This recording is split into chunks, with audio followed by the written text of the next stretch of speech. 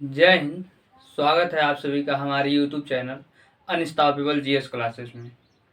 आज के इस वीडियो में हम लोग समझेंगे कि टैक्स क्या होता है और ये किस तरीके से लिया जाता है, यानी कि टैक्स सरकार के द्वारा किस किस तरीके से वसूला जाता है और किसी व्यक्ति पे कितने प्रकार का टैक्स लग सकता है। तो टैक्स के टाइप के बारे में और टैक्स के बारे में हम लोग आज अच्छे से समझेंगे। और इसी में समझेंगे हम लोग कि अगर कोई व्यापारी है तो उसके ऊपर किस हिसाब से इनकम टैक्स लगता है, यानी कि उसकी जो आमदनी होती है, इनकम मतलब होता है आय, उसके आय पे किस प्रकार से टैक्स लगता है। तो वीडियो में आप लोग अंत तक बने रहिएगा और वीडियो ज़्यादा से ज़्यादा लोगों तक शेयर कीजिएगा ताकि सबके पास तक ये हमारा वीडियो पहुँचे और उनको भी हमारे द्वारा कुछ जानकारी मिले। तो अब हम लोग समझते हैं टैक्स के बारे में। टैक्स क्या होता है? टैक्स जो होता है ये सरकार के द्वारा वसूला जाने वाला एक अनिवार्य भुगतान है। मतलब टैक्स जो है ये व्यक्ति को देना बिल्कुल कंपलसरी है, जिससे क्या होता है कि जो सरकार काम करती है, जैसे कहीं पे पुल बनवाना हो गया, किसी नदी पे पुल बनवाना है, कोई सड़क बनवाना है, तो ये सब के लिए पैसा गवर्नमेंट को कहाँ से आता है?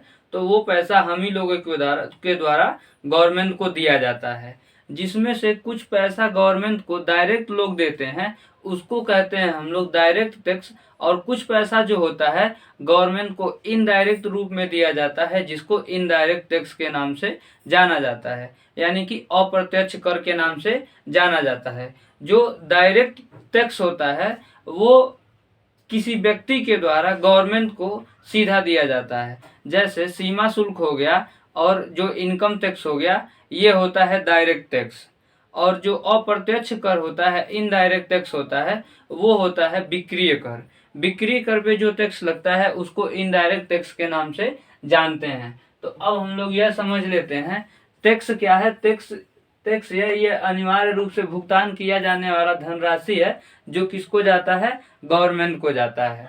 जिस प्रकार से किसी व्यक्ति की मृत्यु अनिवार्य है, उसी प्रकार से गवर्नमेंट के लिए टैक्स अनिवार्य है। अगर गवर्नमेंट के पास टैक्स का पैसा नहीं जाएगा तो सरकार कोई भी काम नहीं कर पाएगी। उसके बाद दूसरा है कि कराधान का सिद्धांत। टैक्स का जो अध्ययन होता है, टैक्स का जहाँ पे डिवाइड करके किस तरीके से टैक्स को वसूलना है, उसकी गणना कैसे करना है, इन सब चीज़ों के बारे में जो स्टडी होती है उसको कराधान के नाम से जानते हैं। और कराधान का जनक एडम स्मिथ को कहा जाता है। एडम स्मिथ को कराधान का जनक कहा जाता है। अब हम लोग बात करें कि टैक्स कितने प्रकार का होता है, तो यहाँ पे लिखा हुआ है प्रगतिशील टैक्स, प्रतिगामी टैक्स, समानुपाती, अधोगामी, कारापात क्या होता है, इन सब के बारे में अब मैं एक एक करके आपको बताने जा रहा हूँ। तो प्रगतिशील कर क्या होता है? प्रगतिशील कर जो होता है वो ऐसा टैक्स होता है जो व्यक्ति की आय बढ़ने के साथ साथ बढ़ता है, तो उसे क्या कहेंगे हम लोग? प्रगतिशील कर। यानी कि व्यक्ति जितना विकास करेगा उसी हिसाब से टैक्स भी उसके ऊपर लगता हुआ चला जाएगा। ये व्यक्ति के विकास को, जो उसकी संपत्ति होती है, उसके डिफरेंस को कम करता है। उसके आय से उसकी संपत्ति का जो डिफरेंस होता है उसको कम करता है। तो वो कौन सा कर होता है? प्रगतिशील कर। यानी कि आप जिस हिसाब से कमाएंगे उसी हिसाब से आपको टैक्स देना पड़ेगा, तो उसको क्या कहा जाएगा?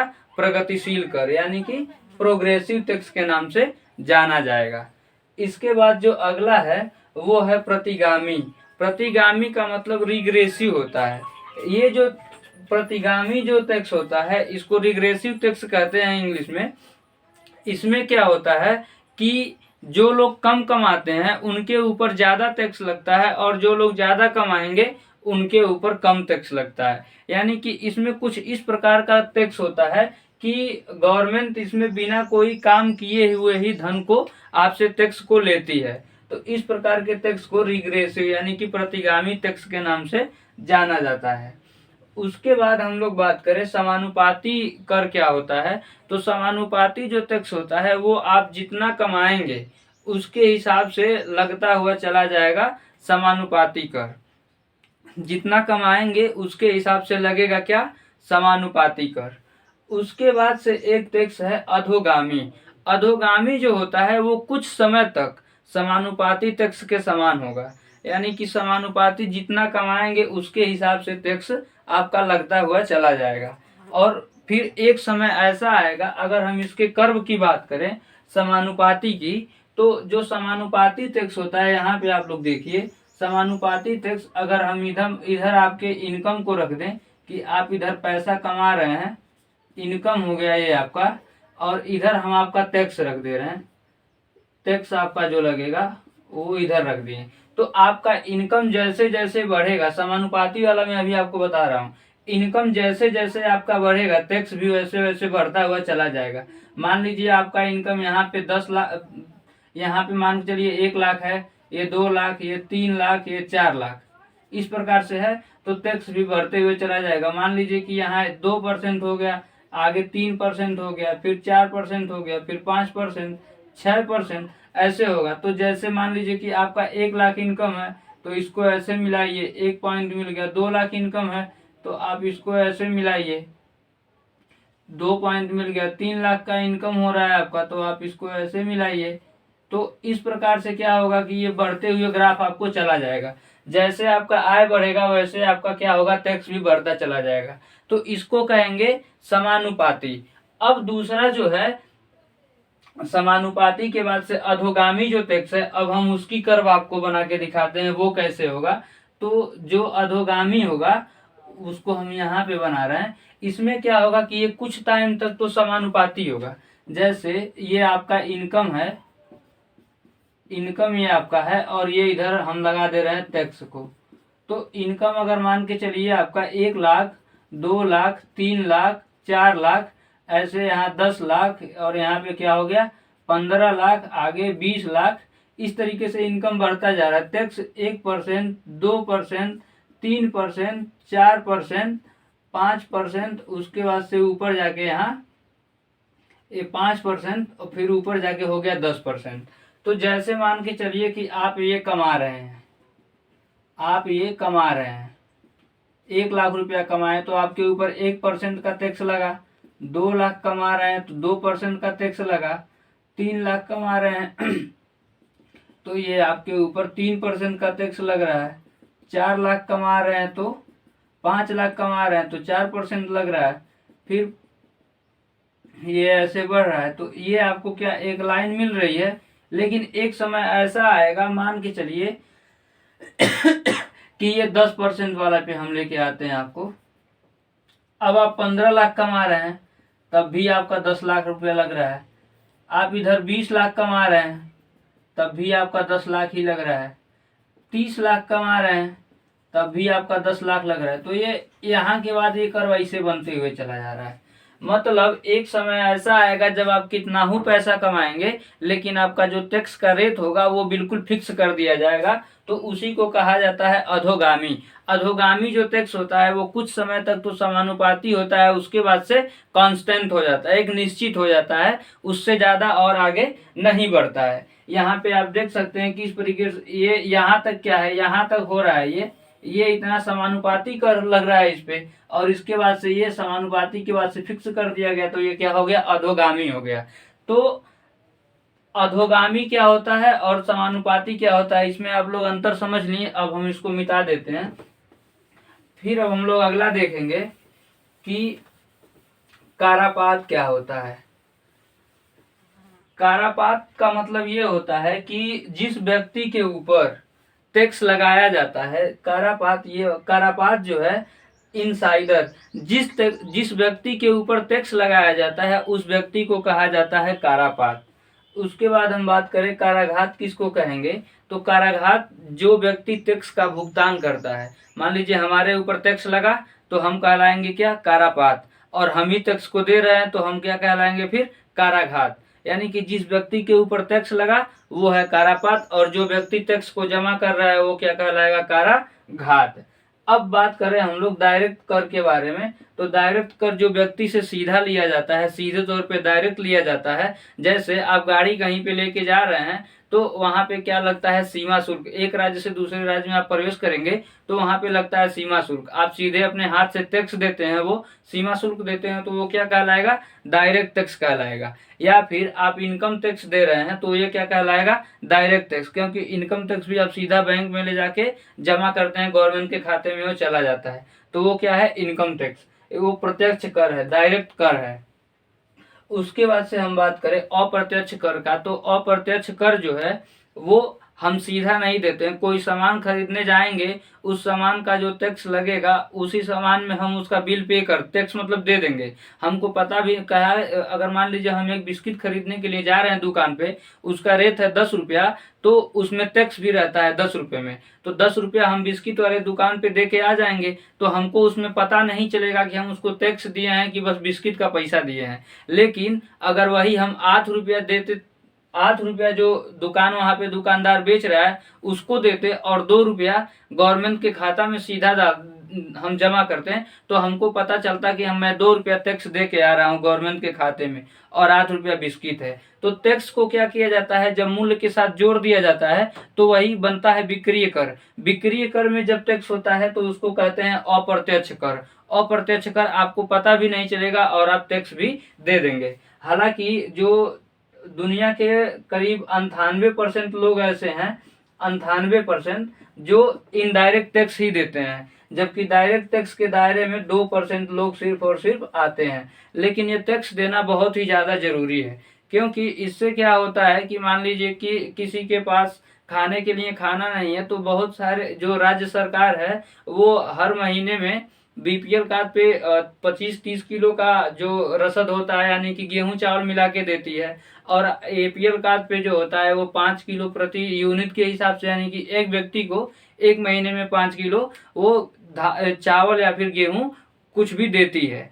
तो अगर हम लोग टैक्स नहीं देंगे तो उन लोगों को खाना भी मुहैया नहीं हो पाएगा, इसलिए टैक्स देना बहुत ही ज़्यादा जरूरी है। इसके बाद हम लोग बात करें कि कुछ स्थानीय कर भी लगते हैं। जैसे पहले कहीं पे मार्केट लगता था या फिर किसी का खेत हुआ करता था, तो जब वो व्यवस्था हुआ करती थी, जैसे जो वो व्यवस्था होती थी पहले कि रैयतवारी व्यवस्था हो गया, महलवारी व्यवस्था हो गया, उसमें टैक्स जो लिया जाता था,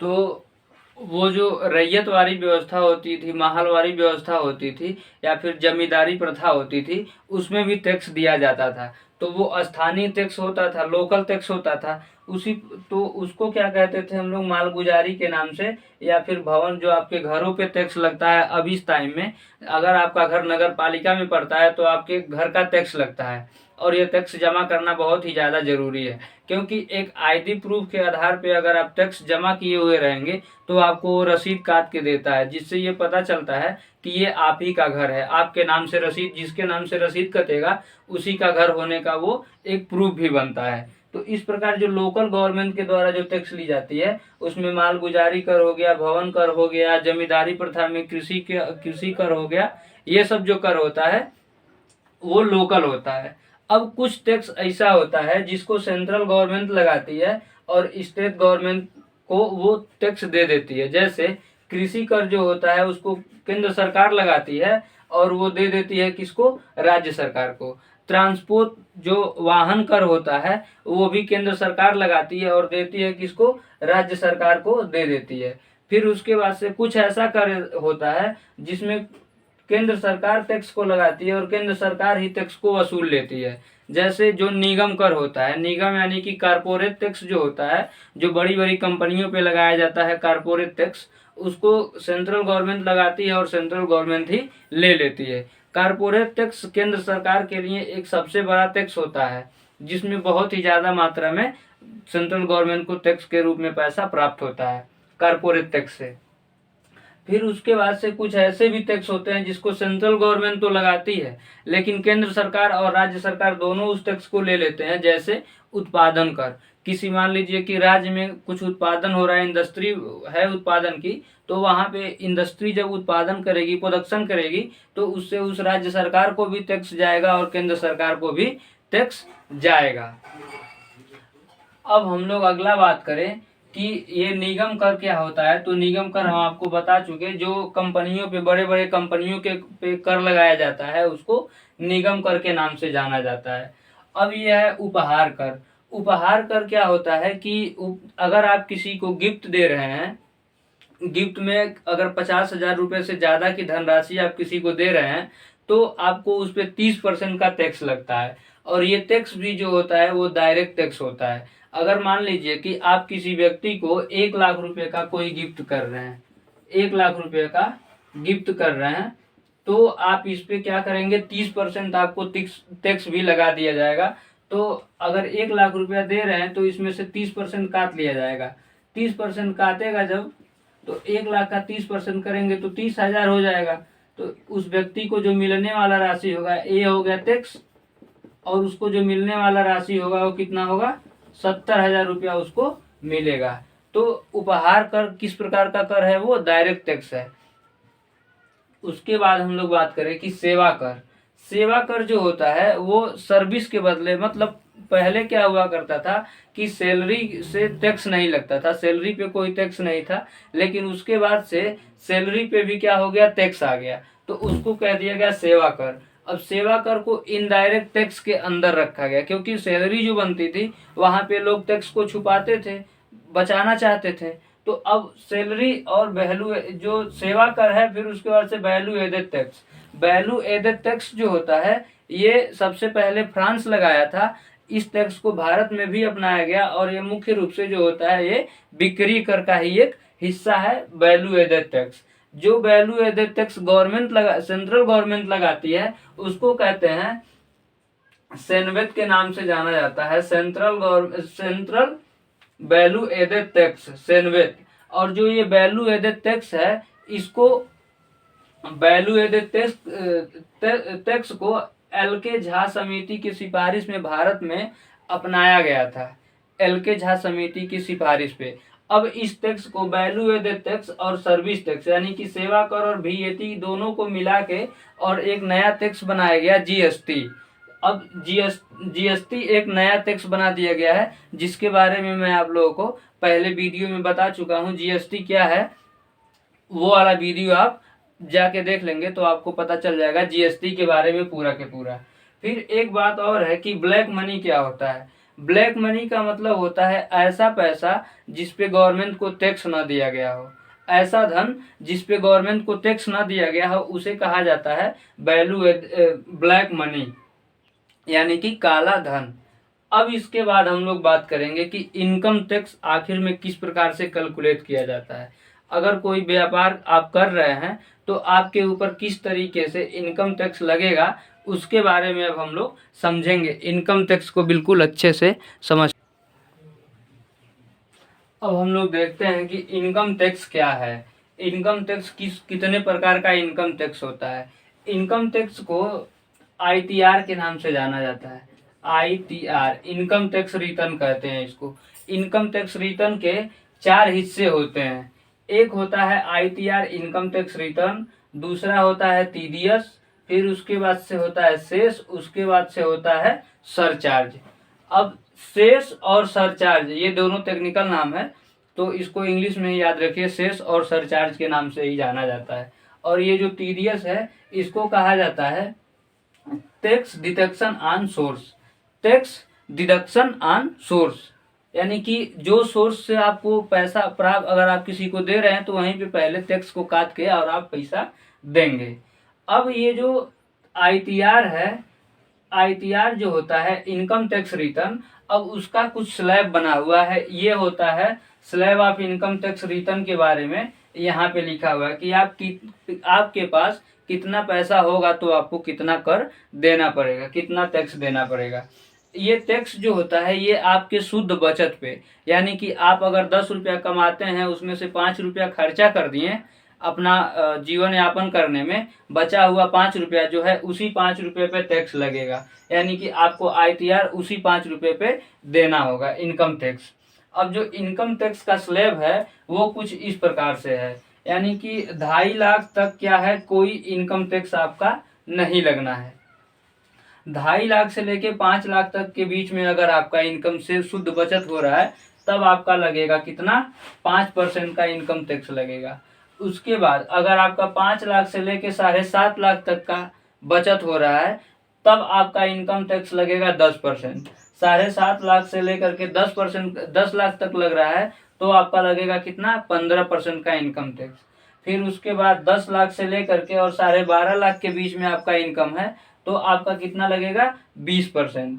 12 लाख से 15 लाख तक, 12.5 लाख से 2.5 लाख का डिफरेंस होता है, तो 12.5 लाख से लेकर के और 15 लाख के बीच में अगर आपका बचत है तो कितना लगेगा, 25%।